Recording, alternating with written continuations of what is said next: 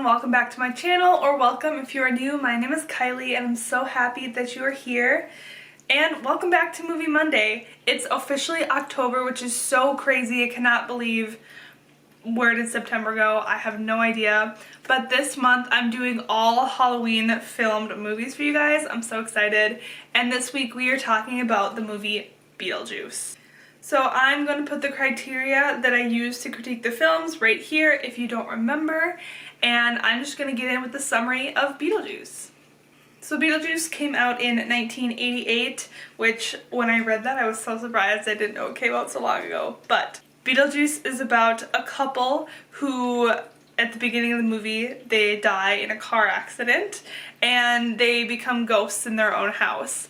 And then another family moves in and they spend the whole movie trying to get this family out of their house because they're rearranging it, they're moving it, and they don't want them there. So they are trying to get this family out of their house, and they have some issues doing that. So they end up hiring, I guess, someone named Beetlejuice to help them get the family out of their house, and that is the plot of the movie. It has a very young Winona Ryder in the film, which is so fun to watch, and also a very young Alec Baldwin.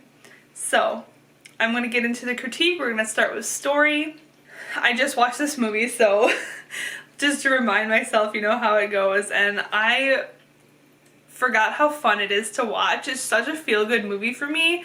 I don't know, I wasn't allowed to watch this movie when I was younger, actually. My mom wouldn't let me because Beetlejuice is kind of sexual, so I get that a little bit, but I'm older now, so I can watch it. But the story overall, really fun, really unique as well. It's kind of a standalone movie in the sense of how it is, and I think that makes it really unique. The story's pretty linear. You start with the couple, you meet them, they take time to show that they're in love and get to like them so that you can follow the rest of the film. After they're trying to get used to being dead, the new family moves in, which is when Winona Ryder's character is introduced, as well as her stepmom and dad. She doesn't really like her stepmom because she's like a diva kind of, didn't want to leave the city, didn't want to move out into the sticks, as she says, whereas the dad is just more laid back and all he wants to do is just relax. He wanted to get out of the city, and Winona Ryder's character Lydia just isn't happy anywhere. So there's a bit of a plot twist when Lydia meets the ghosts, because she can actually see them and nobody else can. So the ghost couple try a couple times to scare the family and to have them move out from scaring them, but they are unsuccessful, and so they end up calling Beetlejuice out from... He was in their model of the town that they had, but he was like stuck in there, so he needed to get let out was the whole thing, and you need to say his name 3 times. And so they let him out, they need his help, but he ends up scaring them too much and people could have gotten hurt, and so they were like, okay, well, that was a bad idea. So they put Beetlejuice back into the model and he's there for a little while. The ghosts become kind of a hot commodity in this house and everybody wants to meet them, but that's not their goal. They wanted them to move out, so they won't come down. So because they won't meet the family, they decide to do a seance and make the couple meet them, essentially. And then they end up summoning Beetlejuice again, and that is the story. That was kind of long and chaotic, but overall, like I said, story's so fun. It's great to watch. You get to see all the different moods of the characters. They all have their own, like, really unique character to them. Like, none of the characters are the same. They're all their own person, and they all are just happening to come together and be in the same situation, which I think is really cool. So there's at least one character in this movie I feel like everybody can identify with, which is really fun. But I'm gonna give story an 8 out of 10 because I really enjoy it. Like I said, I think it's really unique, and that is all I had to say for story. Moving on to score and soundtrack, I actually really like the score for this film, especially at the beginning when they're showing the credits and they're just showing the town and everything like that. I really like the music. It's like so, it just really reminds me of Halloween. I really am getting to the spirit this month, but I really enjoy that, and so I like that a lot. And then obviously, you have the iconic scene. Even if you haven't seen Beetlejuice, I'm pretty sure everyone has seen the part where they sing the Deo song. I believe it's called Deo, or Banana song. I don't remember. But I'm pretty sure everyone has seen that part, and I love it so much, especially when the dad character does the tarantula thing. Oh, it gets me every time. It's so fun. Yeah, I like how they incorporate like older songs into the soundtrack, as well as using their own original pieces for more of the like score element, if that makes sense. So, I'm gonna give a score and soundtrack also an 8 out of 10 because I really like it. Like I said, I don't know if there's anything I would critique about it. It's just so unique to the movie itself, which is great. Then moving on to cinematic elements. As I mentioned in the beginning of this video, the movie was made in 1988. So it's kind of old, and they don't have the technology that we have now. And you can definitely see that in some of the scenes when they're trying to, or when they are using the green screen. When they leave the house and they encounter that sandworm, it's just so evident that they're using green screen. And I know, like, it looks fine, alright, but you can just tell. And it kind of takes you away from the movie in that part.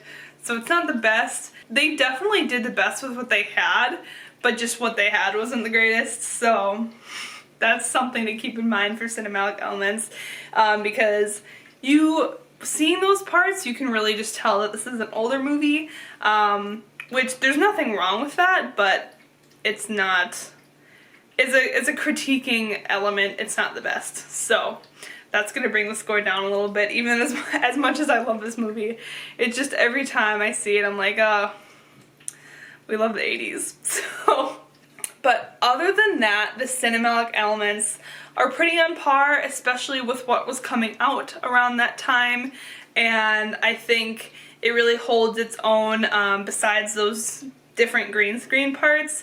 The effects are done really well, especially when people are disappearing.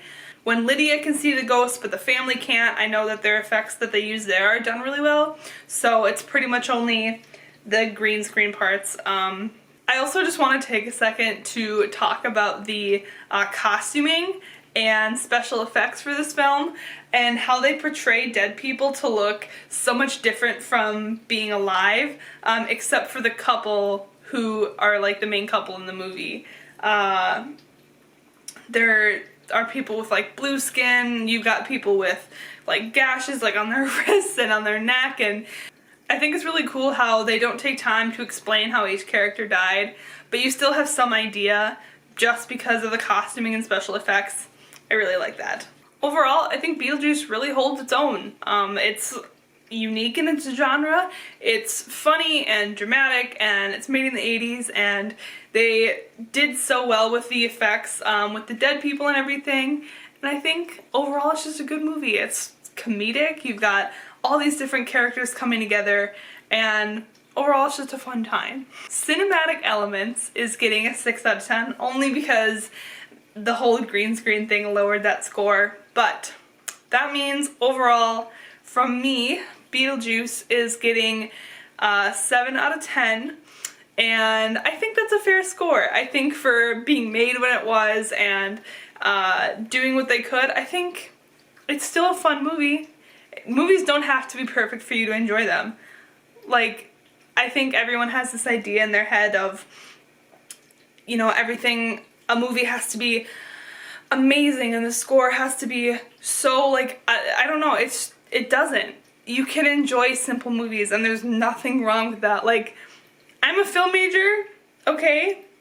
I like Twilight and I'm a little ashamed of that, but there's nothing wrong with liking movies that are simple or not as, don't hold their own or don't have Oscars or whatever. You know what I'm talking about? Okay, that was kind of a tangent, but I just thought that was important because there's nothing wrong with liking simple movies, okay?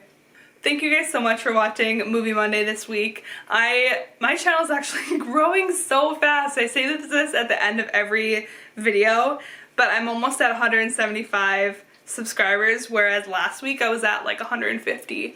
And so thank you guys so much for sticking with me and following my channel. If you're new, make sure you give this video a like if you enjoyed it, and comment down below what your favorite Halloween movie is. I want to talk to you guys and I want to hear that from you. If you have not already, please subscribe down below. I would love if you stuck around for my Movie Mondays, and then I also do other videos on Thursdays. So that being said, I will see you guys in Thursday's video. Bye.